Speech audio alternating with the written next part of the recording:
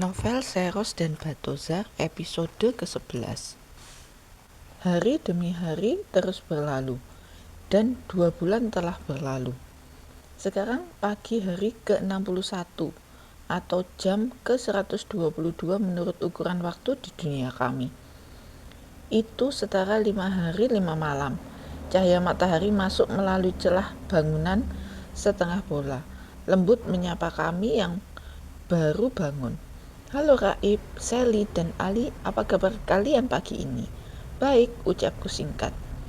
Kalian mau sarapan apa? Sebut saja, jangan ragu-ragu. Aku mau kek, jawab Ali mantap. Ide bagus Ali. Maka 5 menit kemudian Ngelang Geram menggelar demonstrasi membuat kek di pelataran bangunan kuno. Tepung, gula, telur, dan entah bahan apa yang ditambahkan oleh Ngelang Geram. Bahan itu diaduk tanpa wadah di depan kami. Berpilin, bercampur hingga adonan akhirnya mengembang. Ngelang Geram menjentikkan tangan. Oven transparan terbentuk di depan kami. Dia memasukkan adonan ke dalam oven, menepuk pelan, panas dengan suhu sangat akurat. Durasi yang persisi memanggang kek tersebut.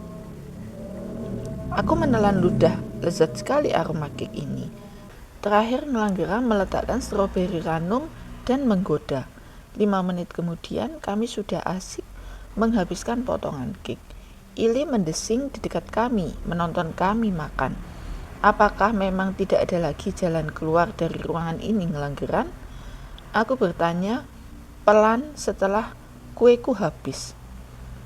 Kamu sudah bertanya tentang itu lebih dari 100 kali, Ngelang Geram tertawa. Itu betul, aku hampir setiap hari bertanya. Dan si kembar selalu sabar menjawabnya, tidak pernah bosan.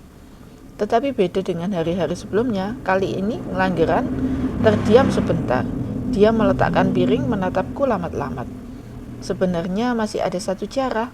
Kalimat itu membuat Sally refleks menjatuhkan piring kuenya. Juga Ali. Tapi itu mustahil. Sebutkan Ngelang Geram apa itu, desak Sally. Tapi itu mustahil, Sally.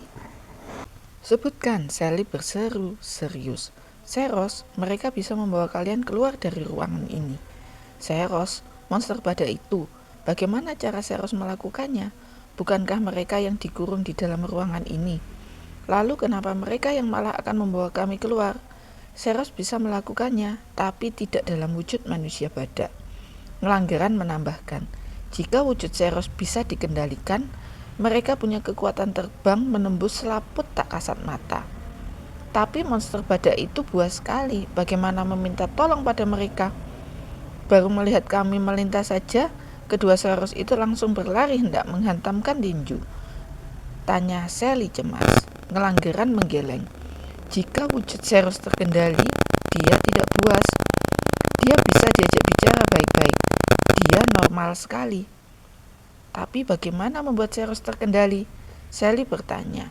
Kali ini dia tidak putus harapan. Dia yakin ada cara kami keluar dari ruangan.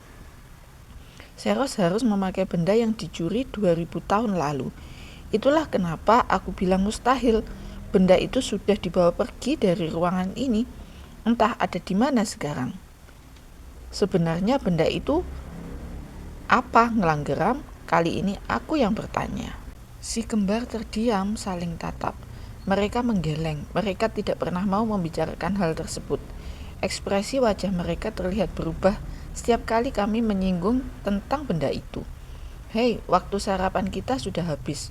Ada yang ingin ikut denganku berkeliling Borobudur? Ngelang Geram berdiri mengganti topik percakapan. Aku dan Sally menggeleng. Kami bosan berkeliling sekaligus kecewa dengan kesimpulan percakapan. Ali, kamu mau ikut?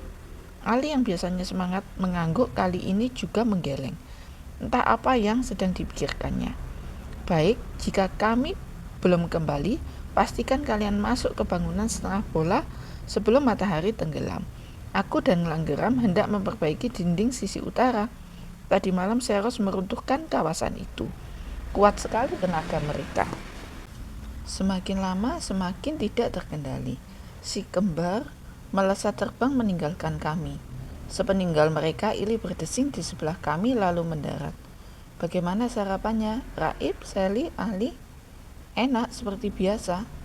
Seandainya aku bisa makan, kek tadi sepertinya lezat sekali. Tapi aku hanya kapsul perak sekarang. Ili mengajak bercakap-cakap. Aku mengangguk pelan, tidak berselera. Aku menatap hamparan danau. Seperti hari-hari kemarin, kami akan menghabiskan sisa hari di sini tanpa kemajuan, tanpa tahu cara pulang, dan mendengarkan Ili bicara sendiri. Rah, aku sepertinya tahu bagaimana caranya agar kita bisa keluar dari ruangan ini. Ali berkata pelan memecah lengang. Aku menoleh, menatap penuh tanya. Tapi ini rumit sekali, lanjut Ali. Rumit apanya? Sally menyergah. Tidak ada yang rumit sepanjang kita bisa keluar. Ali terdiam sebentar sebelum melanjutkan bicara. Kalian harus tahu, kita bukanlah pihak yang paling menyedihkan di dalam ruangan ini. Secara selintas, orang-orang mungkin akan lebih bersimpati kepada kita. Pembaca kisah petualangan kita juga lebih menyukai kita. Tetapi sebenarnya si kembarlah yang paling pantas mendapatkan simpati. Aku menatap Ali, tidak mengerti arah pembicaraannya. Aku tahu sekali bagaimana rasanya saat berubah wujud menjadi monster. Ali terdiam lagi, menatap ke depan. Beruang raksasa yang pemarah. Saat tubuhku berubah, aku lupa segalanya. Aku akan menyerang siapapun yang bergerak di sekitarku. Itu termasuk jika kalian yang bergerak. Aku bisa menyakiti kalian kapanpun, tanpa menyadari sedang menyerang sahabat sendiri. Bayangkan dampaknya jika aku tidak sengaja melakukannya dan baru tahu saat aku siuman ketika berubah wujud. Di sekitar kami lengang sejenak. Apa maksud Ali? Itulah yang dirasakan si kembar, menyaksikan puluhan anggota rombongan tewas, menyaksikan Seros menghancurkan kota-kota, desa-desa. Itu sangat menyakitkan karena mereka tidak tahu apa yang terjadi saat berubah jadi Seros. Mereka kehilangan teman-teman, membunuh rombongan mereka sendiri. Hingga akhirnya mereka memutuskan mengurung diri di ruangan ini, menyalahkan diri sendiri tanpa henti. Aku tahu perasaan itu. Aku menatap Ali lamat-lamat. Terus di mana rumitnya?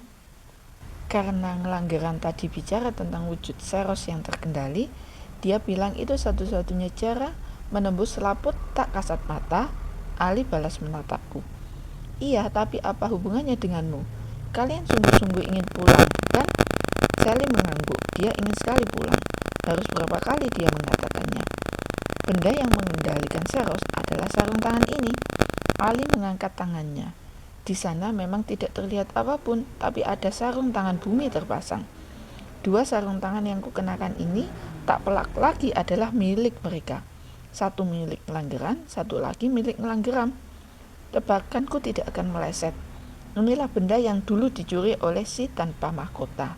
Tetapi dia tidak bisa menggunakannya karena benda ini hanya bisa dipakai oleh manusia yang bisa berubah wujud. Aku bisa memakainya. Ngelanggeran bisa, Ngelanggeram juga bisa. Si tanpa mahkota tidak bisa karena kesal, marah, dia lantas meninggalkannya. Begitu saja di kota Zaramaras 2000 tahun lalu. Apa maksudmu, Ali? Aku bertanya cemas. Aku sepertinya bisa menangkap maksud Ali. Jika kalian ingin pulang, aku akan menyerahkan sarung tangan ini kepada si kembar. Ini memang milik mereka.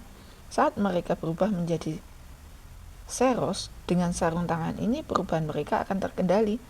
Itulah maksud Ngelanggeram tadi. Persis seperti saat aku berubah menjadi beruang pemarah yang terkendali, aku tidak berbahaya. Maka Seros dengan wujud itu bisa membawa terbang kapsul perak Ili ke lorong di atas sana melewati selaput. Lantas bagaimana dengan kamu? Aku tidak akan bisa ikut kalian pulang ke kota kita. Astaga, aku sudah tahu takdir hidupku, Ra. Aku sudah tahu siapa leluhurku. Mereka kemungkinan besar dari klan Aldebaran. Dan aku bukan keturunan biasa. Aku memiliki kode genetik paling langka, paling rumit di klan itu. Bisa berubah menjadi monster. Tanpa sarung tangan ini, cepat atau lambat aku akan seperti si kembar. Semakin lama kekuatan berubahku semakin kuat dan semakin tidak terkendali.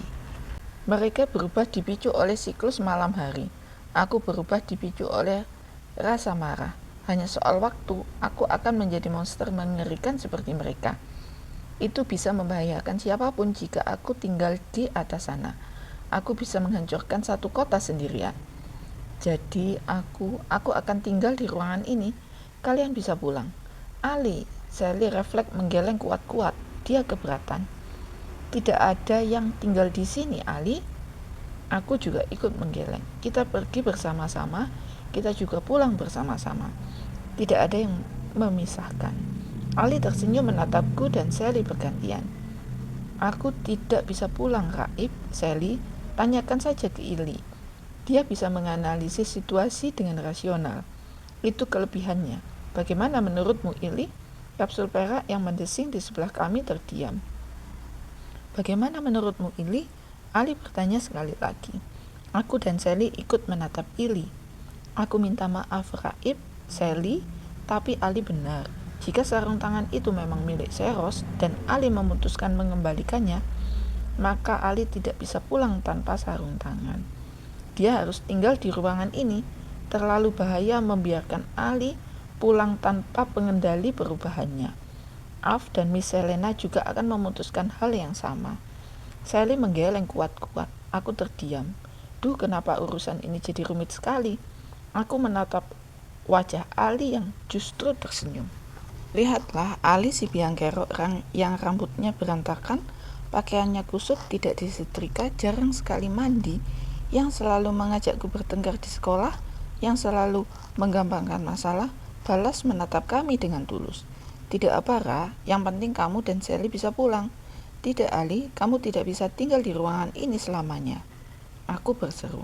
Ali menatapku. Titip salam untuk orang tuaku. Aku selalu mencintai mereka. Kita lanjutkan bab ke-12 pada video selanjutnya.